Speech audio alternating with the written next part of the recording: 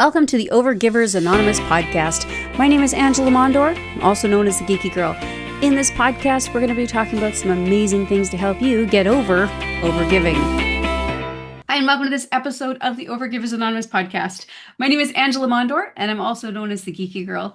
And I can't wait to invite our latest guest. Her name is Sarah Olifa, the founder and CEO of CognifyMe, a human-first performance platform helping neurodivergent professionals and their managers work better together through work style matching, executive function tools, and burnout prevention insights. I love this. She is also the host and producer of the Divine Enigma podcast, a show dedicated to navigating the complexity of being neurodivergent in the workplace and business world with authenticity and purpose. With over a decade of experience leading complex programs and business transformation initiatives, Sarah combines her lived experience of ADHD and dyslexia with strategic leadership expertise to drive inclusion, well-being, and performance in organizations. I love that, Sarah. Thank you for the introduction. Thank you so much. Well, I thank love you for being here today, and I can't wait for us to get to know you better. I know I'm looking forward to this conversation. I'm very excited. So yeah. That's awesome. And before we started chatting, you said you're in London, Yes, and I then you said am. for now. For now. Yeah, for now. I'm navigating the idea of possibly moving away from London and moving to another city altogether. I'm kind of discussing that with my partner right now. And there's a few cities that we were quite interested, one being possibly Dubai, another being possibly Malta, but we haven't decided yet. So we're kind of thinking maybe the UK might not be for us anymore. Although I do love the UK and I have lots of friends and family here, it's something I'm really kind of trying to figure out as a someone with a very busy brain and a busy business and navigating a 9 to 5 all at the same time and thinking, how is this going to work? So for now, I'm in London. I enjoy London. I love the opportunities that you can get in London, but I feel like there's a season that I need to change where I am right now. Yeah. Fair enough. I mean, my husband's retiring. He's a teacher. He's also an Mhm. automotive technician. But so he's retiring this year, and we're doing a season change too. So we're moving across the country. We're moving to the far east. We're still staying in Wow. Canada, but we are up and moving and pulling up our roots. So we actually know where we're headed. So that's at least good. We've been planning it for about 3 years now. Oh gosh. I actually know somebody who lives in Malta as well. So it's Oh, interesting. I came back from Malta just last week and going there was so lovely. Like I just feel the Maltese people are so friendly, so lovely. And it's just such a nice little small island where you can quite easily integrate. And I've also noticed a lot, they're very technical there. They're very forward thinking in tech. Everything is technical. It's just much faster, much more efficient. So that's one of the cities I'm potentially looking at moving to. So, and again, recently this year I went to Dubai as well. And again, they're moving quite fast as well. And there's a lot of opportunities there for growth and development. So, yeah, these are things I'm thinking about and what the future might look like in the next couple of years, I would say. Yeah. That's awesome. And I think it's interesting, like from a from our business perspective, hmm deciding where we're going to work from. Obviously, with my husband being a teacher, I mean, his options are a little smaller than mine, right, in terms of like certifications and all that kind of stuff. Mm, Whereas, as an entrepreneur who, I mean, I mostly work online, so I can pretty much same. work from anywhere, which kind of opens up the world a bit. Yeah, same. Like when you got a laptop and you can connect with people that way, there's really a lot more freedom in terms of where you can kind of locate yourself. I still do appreciate the in-person, like actually meeting people physically, getting to know them. But I feel majority of work that I do, I can essentially do it online and really be quite productive at it. So options in terms of moving abroad will be quite easy for me. My husband, he's in a bit of a difficult situation because his job is very much people based, so you have to be physically there. So trying to navigate that and figuring out if he can move and do the same thing in another country. So this is where the compromise and how to work that together is the challenge. That's what I'm having right now. But it will happen eventually because I'm someone that when I want to make a decision, it's just gonna happen. Right? Yeah. Yeah, yeah. Well, and I think that having the knowledge of who you are and Mm. what works for you and how you want to work also helps with making these decisions. Because then you're saying, this place doesn't feel right for me, but and like you've mentioned a few things, you're like, well, I kind of like the way this works and I like the way that works. And it plays Mm. into you being able to create your next best situation for you and your next step in your career. Yeah, I'm a very big believer of designing your own life. You live your life by design rather by despite of. Like, you don't have to live despite of your situation. Like, oh, I have to live in this situation. And for some situations and where you are, sometimes you have to do it despite of because of where you are in your life, the season you're in. But I really do believe that you can live life by design. Design your life exactly how you want. And it might take a little bit of time building that life, figuring out what it is you're good at, not so good at, what works for you, what doesn't work for you. Some people get there faster than others. Some people like me, I'm a bit I'm a bit late to the party of kind of having that self-actualization of what I really want. But I think it is possible to live your life by design and you can have a little bit of everything. I honestly believe it's possible to have everything you want in life, but just not all at the same time. And that's where the compromise comes. So it's down to you to figure out how that looks like for you and how you want your life to be designed and the type of lifestyle you want for yourself. But it does take time. I mean, I think people think that they can live this um, this laptop life and they're making six figures, eight figures, and their life is perfect. And it doesn't work like that. And the reality is a lot of people, unless you come from wealth already, um, work hard to build those things and make that life for themselves. So I'm quite realistic in how I want to design the life for me. And I know it's going to take a little bit of time. It's going to take a bit of discipline, which is hard for me with the ADHD brain that I have. So I have to put a lot of restrictions with certain things that I do when it comes to spending. But eventually you do get there by actually knowing what works for you and what is actually going to make you happy. And I think just enjoying that process as well, which I'm learning to do that. It's hard, but learning to enjoy the process, even in the difficult times, brings growth in you because you're always going to become, I think, a better person, a better version of yourself through difficulty. You can grow and develop and learn. So yeah, that's I think that's where I am in terms of the season I'm in my life. Yeah, yeah. Well, and I think that you kind of mentioned this already. It comes easier for some people than others. Yes. Um, and like I would say that I mean, I've always been a glass half full person. Hmm. And this is what interesting me about relationships, right? My husband he's a glass half empty guy, and I'm a glass full person. And so we've had to learn, of course, we've been together for over 30 years. So I mean, lots has changed, Mm. right? We've evolved a lot together. But so for him, it doesn't come easy to say design your life. And for me, it's always been like, well, I can design it. I can't have, like you said, I can't have it all right now, but like, here's Mm. where I want it head. One of the things that helped us a lot, even in our marriage, like we both worked in this for the same company at one point. And one of the theories that comes from Stephen Covey is to begin with the end in mind.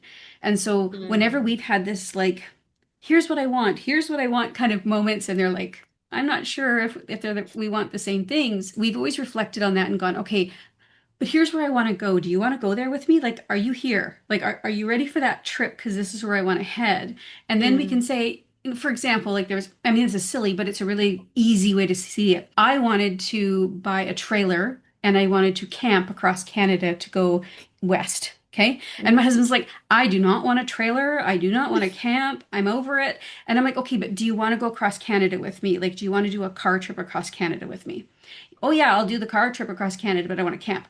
Okay, well, if we did the car trip across Canada, that's still our end in mind. That's what we want to do. We could stay in hotels. Would that work better for you? Oh yeah, I'd like that better, right? Like, so when you're Mm. looking at designing your life, it isn't just about all the little tiny things. Do they all have to be right? But like, are you still heading in the direction you want to go? And for some people, it's just easier for them to see that. And some people, it takes a lot more effort, I think.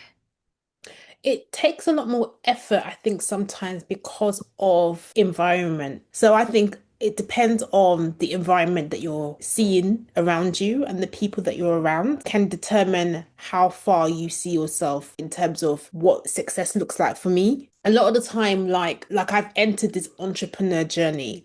And before I was a 9 to 5er, one thing, the thing that I learned about the corporate world, they put you in a little box where they make you feel like that's the whole world and that's how Yes. everything is like. And so when you're in a kind of like an incubator, or like a kind of a box, I guess, that shields you from what is happening outside, you stay in jobs for maybe 1 year and you feel amazing. 2 years, 3 years, then 5 years pass and you're still in that same job. And you feel like even if you come out, what could happen? Because the environment has conditioned you to feel that this is the only thing you can kind of do. And so your mind isn't open to realize that actually I can have different, but because you're so conditioned to the environment you're in, you don't think you can do anything different. And that's why I think some people probably, and I'm not talking for everyone, but I think a lot of the time, some people struggle with the idea of how they can design their life because they're in an environment that stifles them to tell them this is where you are supposed to be. And even if you want to try something different, it will be way too difficult. So it's better that you stay in the safe, safe place where you're getting your paycheck every month. You've got your benefits, you've got everything you need here. Why not go? Why go elsewhere? You know? And even going elsewhere, it's going to be hard. So do you really want to put yourself under that? And I think for me, I'm talking about myself, and I can't speak for everyone, but for me, I think what held me back and what took me such a long time to realize that I can do more was the fact that I was confined in an environment that didn't allow me to thrive. You know, ideally, you're in a system that doesn't let you thrive, and so therefore Yes. you don't feel that there's anything beyond what you do, unless you're around people that can validate what you're doing is actually going to make you a better person, or it's going to bring that the best in you because you're in the right type of environment with the right circle of people. And it takes strength sometimes to come out of that because it's a conditioning. And fear is what holds people back more than the faith and believing that things are better. So you're almost scared to leave that situation, so you stay there. So I think that's what makes it, for many people, that's what takes them a long time to kind of believe they can design the life they want for themselves. And then another thing probably that holds people back is probably as well the lack of discipline as well. Is the thing is people seem to think, and maybe I'm talking about maybe people that are Gen Zs or much maybe some millennials that are really young, who feel like, oh, I can have this life, but don't understand it does require a bit of discipline. It does require a little bit of sacrifice. It does require sometimes you can't have everything straight away. You have to sow seeds over time. And sowing seeds can look different for different people. That could be making sure that I don't spend all of my money at the end of the month and put something in the savings account. Or that could mean taking myself out of that my zone, and in the evening going to networking events to meet people so that I can, better educate myself about what I can do. Or doing a course that means even if you're tired, you have to do that course so that can give you the skill set to do the thing that you want to do. So I think that's another thing that kind of keeps people from actually designing a life that they want, not having that discipline and that mindset to believe that you've got to do some element of work to get what you want as well. So I would say that's what holds a lot of people back in my Yeah, and in I what think in my that experience. Yeah. right, yeah. And for some people are naturally or maybe even culturally, depending on how you're raised, right, to work Hmm. harder. But I think that one of the things I find interesting, I wasn't diagnosed with ADHD until I was in my 30s, and my daughter was diagnosed, she was in high school. Hmm. But I think the interesting piece to me in terms of this. this work-heartedness or whatever the case may be. Like Mm. I had to live my whole life and figure out. I had to work Hmm. hard to figure out how to survive in the world. And Yes. nobody said, "Oh, it's okay. You've got this, that, or the next thing, and here's how we're going to help you cope." I had to figure out my own coping Hmm. mechanisms. And I think that it seems, and again, like this is only just my own family's, right? Like just like you said, like my own family's experience, and people I've chatted with, but Mm. I almost feel like it's a gift that I didn't get diagnosed till later because I had to work so hard at my coping mechanisms Yeah. that I knew that I had to work harder than a neurotypical for all the things. Hmm. And so even though it was frustrating and it sort of downtrodden in some places where it's like, oh, why do I have to work so hard? It was just that I know I have to. So let's Mm. go. Right. But then learning how to do it without burning out, I think that's the tweak. Right. Mm. I think for me as well, I was late diagnosed neurodivergent, and I had to make a lot of mistakes to navigate the workplace, to navigate business, to navigate even making friends because I just knew I was just different. I felt like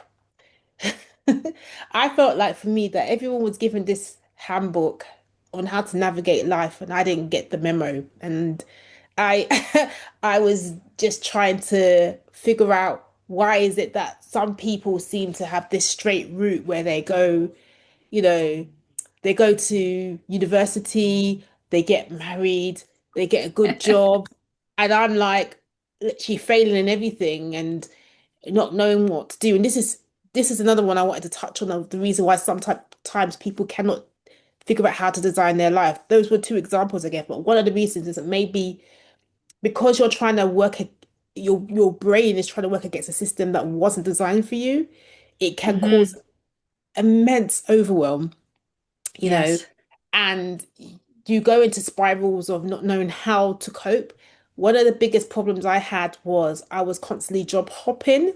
So, I would do a job, I would mask and act like I could do the job. By the time I got to the job, it was getting too boring for me, or it was getting too hard for me, or I couldn't do it. So either I would quit before they would fire me, or Yes. maybe they might fire me. I don't know. But like a lot of the time I would job hop because I didn't I was just trying to think, look, I need to get money, but I know I can't stay in this job for so long. A lot of the time where I stayed in places for a lot longer, what helped me was my personality, the fact I was very chatty. I was able to get on with people quite well, but never deep conversations. And this is the thing that people always kind of misunderstood about me is that I had lots of people around me. I had lots of friends. I would chat to lots of people, but I never had like um I would say high maintenance relationships. It would be very low maintenance. It would be I would text you, call you, I would meet you at a specific time and date, but never like a deeper friendship. And just going back in my life, and I've been going to therapy about this as well, I kind of realized like I do know a lot of people, but I don't really have any like sort of really, high maintenance relationships. And maybe there's a reason for that. Maybe it's the fact that I can't maintain those type of relationships because when I look back at, a lot of, my youth, when I would meet up with friends, I was the one always late. I would never be on time for things. I didn't demonstrate attributes of a good friend. And so I think after a while, people probably got fed up with me. Oh, Sarah's always late. She's always never coming to places on time, or she never has enough money, and all these different things. And looking back, and I'm like, that makes a lot of sense. That probably was my dyslexia and ADHD, but I didn't know Yeah. that the overspending of money, getting myself into debt, always late for appointments, not understanding like I need to be here at 7, but I'm leaving the house at 6:45 kind of thing, just having that whole Right. time blindness. And when I go back, I realize, oh, this is probably why I don't have deep friends and I have a lot of surface level relationships. So it can put you in a very dark place in the sense that oh, if I don't have friends, then what am I going to do now as I get older, right? People are going to be around for me. But what I've learned is that, and through like speaking to a therapist and stuff, what I've learned is that you don't have to know someone for years for them to know you and really appreciate you. You can even meet them for a few months, and if that relationship is a deep relationship that you want to invest in, it would work, and it will work out, and you will have that friendship that you're looking for. But it just is, it's almost like I grieve that time because I think that if I had really made the effort, but then it wasn't my fault 'cause I didn't know, I would Right. have Yeah. Yeah. much more deeper friendships. So some of those things can kind of hold you back in terms of building those networks to allow yourself to design the life that you want as well. And that's where the neurodivergency aspect comes into it, in terms of maintaining relationships and friendships and making sure you're there for people properly. And then feeling the sense that as well that, oh, I'm there for people, but they're not there for me kind of thing. Because when I'm there for people, I'm there for the people. I'm just not reliable when it comes to timekeeping and all the other stuff. So Yeah, yeah. Well, and I yeah. think it's interesting because I look back at my youth, and it was I had a very different. My mother moved every year, so I was in a different school every year, those kinds of Yeah. things. So how that impacted from an ADHD perspective, I have no idea. But like from junior high to high school, even though we moved, I stayed in the same school because I was just sick of moving, right? Mhm. And I got bullied quite a lot. And I think a lot Mm. of the reasons why I got bullied was because of my ADHD. I also had like what I saw, I said. I didn't think about, what I was saying. But I think that what's interesting about what you said about that whole deep relationship thing is that Mm. I have great relationships with a very small circle of people. And Mm. we are all the kind of people who will support each other and be there for each other. And they know that if I don't call them, it's not because I don't love them. I just didn't think of calling, right? I have one girlfriend who she calls me, right? Like she just calls me. And there was Mm. one day I called her and she goes, as soon as she picked up, she goes, "Are you okay? Is everything okay?" I went, "Well, yeah, why?" She goes, "Because you never call me." I'm like, "Oh, I'm sorry. I was just thinking about you. That's all." Right. So we're I've surrounded myself with people who just support my own bit of crazy, right? My own little Mm. bit of spiciness, so to speak. And I accept them for their spiciness and they accept me for mine. And, through that, we have great relationships. I have object permanence with people. I mean, I know some ADHD people do. Like, if you're not in my sights, it's not that I'm You not thinking forget, about you, you it's not that I forget, don't yeah. care, but you just, it's just not, I'm not going to call you. And so I think that's important is finding out who you're going to most vibe with, and same with networking Mm. in your business too, right? I'm at a point where working with people who don't respect my own version of spice, it's just too hard because I just don't It's want to hard. mask anymore. It's just hard. Like it's hard work. Like you just don't want to have to be someone you're not. It's interesting because I was on a panel before this call, and one of the questions that I don't really like people asking me, but they love to bring it up is imposter syndrome. And I just said, you Mm. know what? I don't think there's anything that I don't think there's no such thing as imposter syndrome. I literally just said that. I think the whole system is an imposter, and everyone doesn't know anything, and we're all pretending, and everyone's just pretending to be something they're not. And people were like, "What?" But that's what I honestly think. I think like the only reason why you feel like you're an imposter because you're in a room of people that don't get you. Do you know what I mean? You're trying to fit into a room that doesn't fit with the person that you are. So you will feel like, oh, I'm an imposter because, this room isn't with people that I'm comfortable with, And I think that the good thing about having a business or the good thing about, I guess, designing your life is that you choose who you are around and then you won't have to feel like an imposter. Do you know what I mean? So Yes, yeah, that's why I don't I really like love the that. question because it's just like, I feel like it's some term that someone came up to make other people feel better about themselves. That's what I think personally. But I like anyway. it. I like it. Well, one of the other things you talked about a while ago was like staying in a job because of safety. And I Yeah. think that what's important in terms of sort of my own personal life lessons, that I mean, there's a financial safety, sure, for sticking around in a business, but Hmm. there's a mental health safety that I don't think enough people talk about. Hmm. I literally, the last actual job corporate job that I had broke me so bad that I literally got up in the morning, got my kids to school, and then just sat on the couch. Like I just couldn't move for 5 days. It was just Wow. broke me so bad. And I think we need to talk about this safety piece in terms of not just the safety for your money, but like the safety for your mental health too. Right. Yes. So a lot of the time, and this is why I created CognifyMe actually. A lot of the time when you're neurodivergent and you're trying to navigate the workplace, and sometimes you just have to navigate the workplace because you need to get a paycheck, you need to live your life day to day. And I'm very realistic when I look at things like that. I Yes. try not to be so woo-woo as some people. I try to be very realistic. I just think Cognify Me was growth from my own experience of not feeling psychologically safe at work.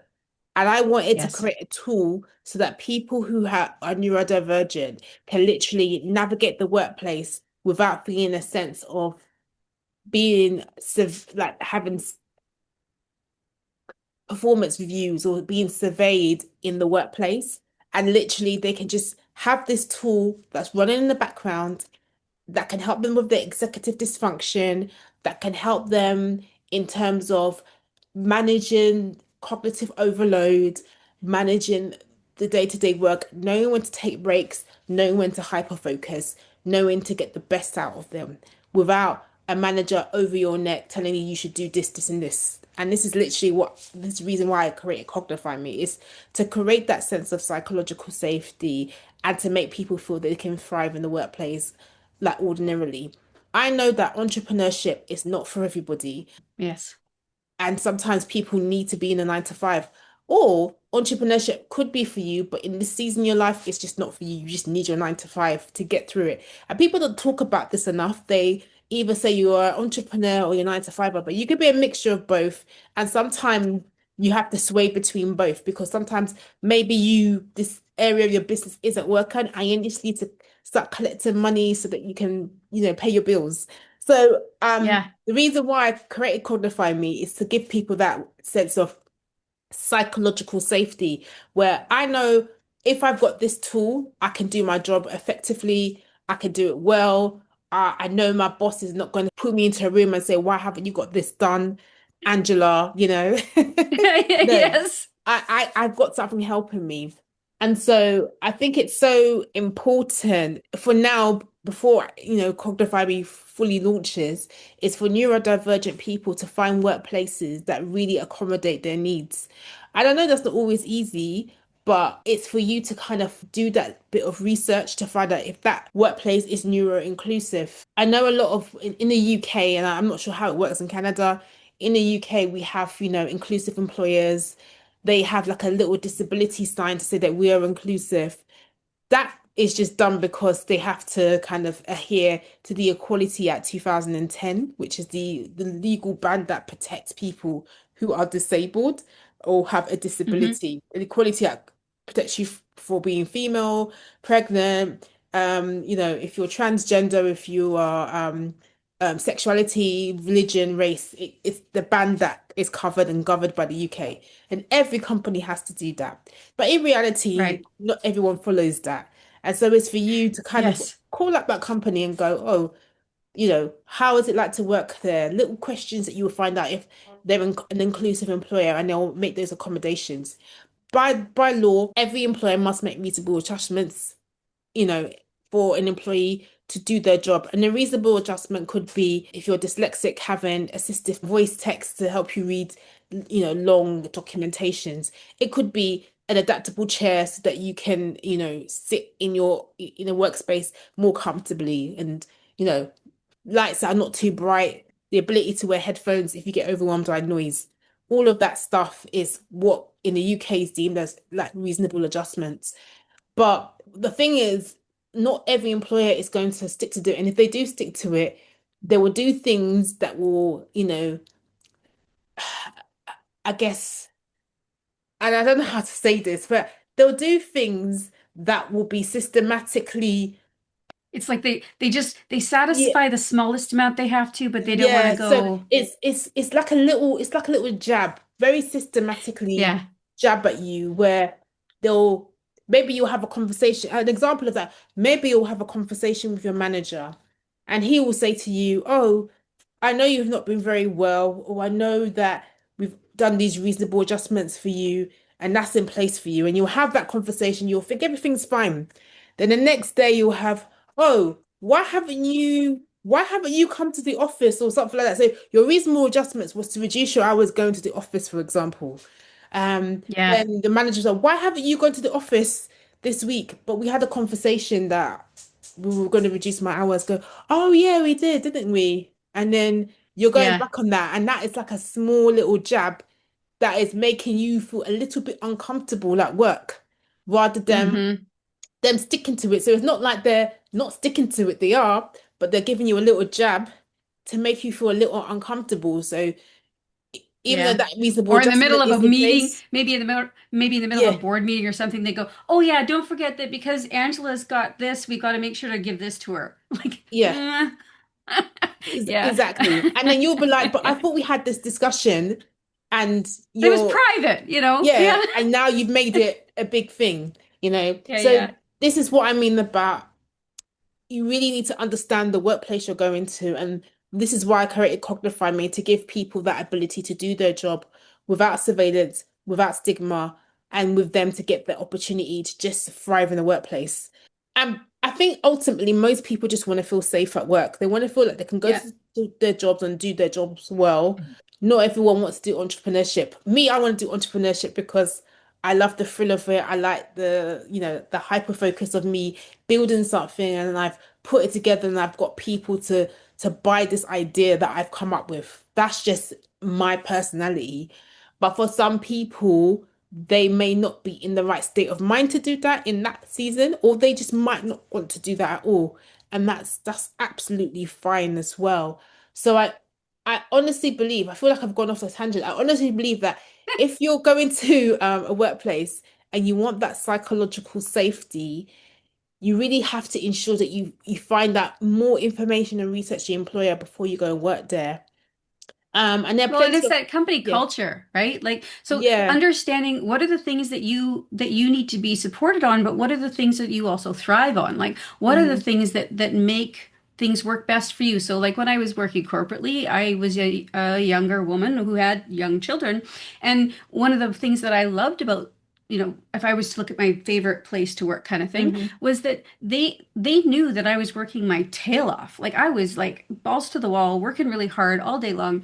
And then if I needed to take some time off, it was like, okay, whatever, go ahead and take the time off because hmm maybe I had to take my kid to hockey or whatever. Those things happened. But they knew that I was getting my work done. And I had the support of the company because that was the company culture, right? mm And so I like what you're saying about understanding who you are, what are the things that you need, and then being able to do that research into the company mm to see, is this right? And then the other thing is sometimes we pitfall. We get into this company where we think it's a good company, we think we've got the right hmm culture, but then if you understand the difference between company culture and your needs, then when you hmm get into the situation where you're like, oh, I am not safe, this is not cool, hmm there's less blame on you. Like you're shooting less on yourself because you can go, oh, mm the company culture just isn't right for me.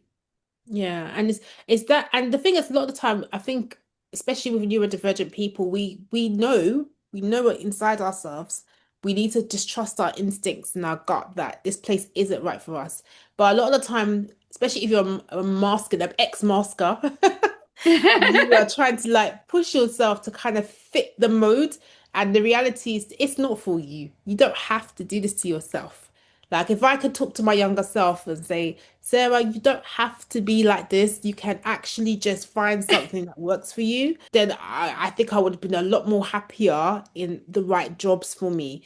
But again, that comes from a form of, I guess, a bit of scarcity mindset, that again you don't Hmm. think that you can get anything better, or if you are to get something better, it's just going to take you a long time, or it might not happen for you, so you just grab onto whatever is there. And I get that, I really understand. If anyone's listening, just know where you are is not where you have to be forever if it's something you don't want to do.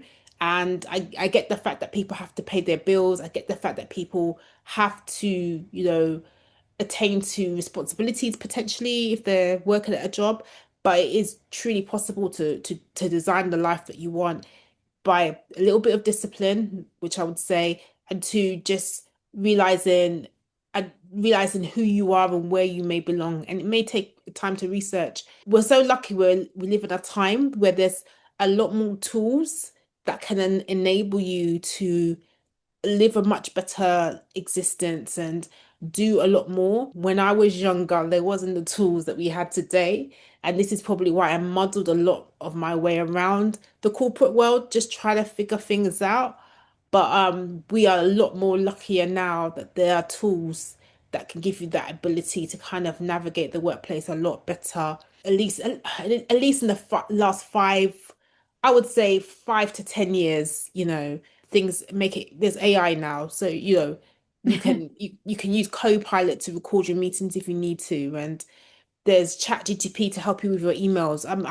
I have no qualms that using ChatGTP is okay. You could use it if you need help, putting your emails together. But that wasn't around like at Right? least Yeah. 10 years No, I ago. know. So yeah. Yeah. If you were comparing documents, 30 years ago, you'd have to have side-by-side documents in pieces of paper Mm, yes, that definitely. Yeah.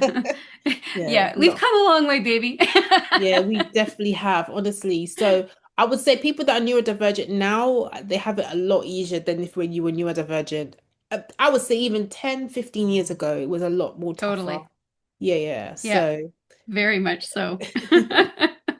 It's interesting, right, to see not just the things that have changed, but to understand that we are moving towards the greater good. And mhm, yeah, there are still, things happening in the world that are not so awesome. And, DEI in the States, of course, they're struggling a lot down there. And I know that even in the UK, there's some issues. In Canada, in certain places, we've got issues. But ultimately, we are mm, moving in the right direction. And for those of us who are in this DEI world, it's mhm. important that we keep speaking up, that we keep being present, Oh my God, and to 100%. be okay to say, hey, yeah, you know what, I have ADHD and OCPD, and to be open about it so that other people Mm, who are coming behind me or other people who are getting diagnosed after me, they're like, I'm not alone. I think that's I'm not alone is like the phrase that is so mm. important for people to hear, no matter what you're struggling with. Yeah. I honestly believe that when you talk about these things, like being autistic, like having ADHD, like whatever your neurotype is, or you might have a bunch of different ones because a Yeah, lot of us have a mixed bag a lot of the time. we Um, do. it's important to talk about it because then it opens the door and someone out there may not feel so alone in it because honestly, when I had my diagnosis, because I was diagnosed twice in my life. So the first time I got diagnosed was in my 20s, and the second time I got diagnosed was in my 30s. In my 20s, I got diagnosed with ADD and dyslexia. Then I got re-diagnosed with ADHD inattentive, like 3, 4 years ago. So it was like, for me, it was like even though I knew I had these conditions, it was almost like I was trying to navigate the workplace and knowing who can I tell this. I couldn't tell anyone. Do you know what I mean? It was just like it for some people when they find out they're neurodivergent, they feel like relief. For me, it just made me feel really annoyed because it was like I have this condition and I don't know what to do. I don't know if I should tell an employer I have this. I don't know if I should get help for it. What do I do with this information? Like you've told me I've got this Yeah, condition. What am I supposed to do? So it kind of brought these feelings of I think I got a little bit angry in a way because it's like fair. in some in some respect maybe it would have been better if I didn't know because it's like in some ways it's like I have this condition but I there's nothing I can do with it. It's just this long form that says you are dyslexic and this is it and you have ADD and this is it and this is the information. There you go. And there was nothing I can do with that information. At least now But I with think that the other piece yeah, that you brought up was important is, do I yeah, tell people? yeah. There are some reasons we keep this to ourselves, some reasons why we won't get diagnosed. Hmm. I know that there's some professions where if you get diagnosed, it's going to impact your career. Hmm. We still have those kinds of silly things and air quotes if you're listening to this. But Stigma. like there Mm, is still some stigma. There we go. yeah. There's some stigma in some places where if you do Mm, say, "Hey, I have XYZ," especially corporately, mhm. there can be some stigmas, which again leads to corporate, culture and those kinds of things. But there are reasons why people will continue to mask slash hide and not even bother getting diagnosed just simply because of the career trajectories they're on. So all of this comes into play. Whether you choose to get diagnosed or you don't choose to, or who do I share it with when I do? Not everybody needs to be out. Yeah. If you don't feel safe, if you don't feel like it's a good thing for you to be out, then that's fine. For me, it's safe to be out, so I just feel I need to be loud and proud so that I can support those, Yeah. anyone else who's like I can't be. Yeah, and that's the piece on psychological safety. I mean, for some people, it's difficult because I don't want to be telling people they should mask, but sometimes you have to mask. So it I think it's very important for you to assess the environment you're in, Hmm. particularly if that environment is what you are highly relying on to pay your bills and look after your family. And if it's an environment that means, you know what, I cannot let people know that I have this condition, please, please try to put a limit on that time frame that you're in there. I think it's very important that you do that. I know Or sometimes seek some we're, psychological help. They'll yeah, help you to come up with some coping mechanisms so that yes, you're not feeling so bad in the situation. Like there yeah, are some, for example, like I don't think that pilots in Canada are allowed to be diagnosed with autism, uh, hmm and I just think that's. I mean, first of all, I think it's stupid, but that's just whatever. hmm But if you're really great at being a pilot, you love to be a pilot, you think you might have autism, you're never going to go get the diagnosis. Right? mm, Like if you love your job, you love your work, and you're successful at it, but you know that this diagnosis is going to cut your job short, you're never going to go get the diagnosis simply for that reason. You don't want it on your mm, records. So for those reasons, you can still love your job. But yeah, you're right. If you are masking and hiding and it's not good for you, then you've got to find either a way out or a way yeah, through. oh way And through, yeah. psychological help is good for that. Yeah. So yeah, maybe finding a trusted therapist that can help you navigate that complexity of that environment that may stigmatize you for what it is you do, even despite the fact you're very good at it. And you could be doing it for years and Right? be very, very good at it, but because people hold that sense of, no, you've got autism, it's too dangerous for you to do this job. Um, you've got to get the balance of protecting oneself from doing the thing that you love and Yeah. navigating the world in that way. And it's difficult. It's a very difficult, I guess, road to tread because um, naturally, as neurodivergent people and autistic, we want to be honest and open with who we are, but Yeah. not everyone's going to accept you for who you are in that moment. And sadly, that's how it is. And this is why I think you have to come to the decision that if you have to do something and you're having to mask, maybe question if that thing is for you Yes. at the same time. It's difficult because if you love what you love, you love what you love, you want to do it. But if what you Yeah. love is going to cause you to be something you're not, you've got to figure out, can I live with that and can I navigate that? Am I okay with that decision being someone else at work and being someone that's at home? And if I can Yeah. Yeah. do that and I guess decompartmentalize the two, and you're okay Hmm. at doing that, that's absolutely fine. And I think everyone has to navigate that journey of how they want to do things in life. Me personally, I've learned that I can't decompartmentalize things very well. I'm either one person here, here, and here. I can't be too many different people. There is a version of me at work, obviously, and there's a version of me when I meet people, but I'm literally Sarah. That's just who I am. And I'm not Yeah. gonna Yeah. try to deviate from something I'm not I'm more or less the same. It might be a small tweak in terms of I've got to be a bit more formal or how I present myself, Right. but I'm literally the same person everywhere I go. So I can't do Otherwise, that. you're just like, Yeah, you're having to be a method actor. Okay, when yeah, I'm here, I'm this yeah, yeah, person. yeah, yeah. Yeah, so I can't, yeah, I can't pretend to be something I'm not. It's very difficult. So some people can do that, but I just find it very difficult. I think I'm always the same person all the time. And I have to be in an environment that can serve me and and people are Yes. comfortable about who I am. If I can't be in an environment that I'm having to be something I'm not, then I'm just going to be very miserable and there's no point. So, but we're all different. That's just me personally. Right. Yeah, yeah. Yeah. 100%. Yeah, Yeah. yeah. Well, it's Yeah. been fantastic getting to know you. I could talk to you for hours. We're just Oh having a good gosh. time. But tell everybody about your app and where to find you and those Oh, kinds of things. yes. Let me tell you about the app. So currently, if you're a small business owner, we're doing CognifyMe pods.